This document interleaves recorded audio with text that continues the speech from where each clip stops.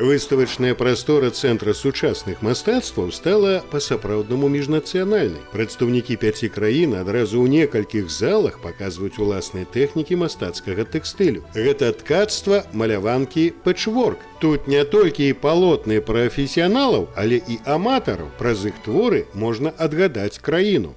Я отметила такую тенденцию, что если говорить о российских художниках, о российских мастерах, то там просматривается четкая тенденция сохранения традиций. А вот то, что касается наших белорусских художников по текстилю, причем профессиональных и даже непрофессиональных любителей, то у них больше прослеживается тяготение к экспериментам, тяготение к каким-то совмещениям, может быть, даже несовместимого.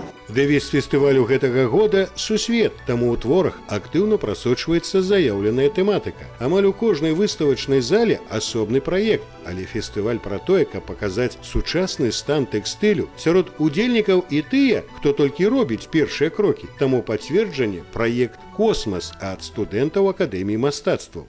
И идея проекта была показать, как многогранна вот эта позиция космоса. То есть это может быть как микрокосмос, макрокосмос, бесконечная вселенная. В центре зала находится инсталляция Ирины Баньковской «Запредельные ощущения». Она состоит из 5 объектов, они в форме планет, то есть шары, сферы.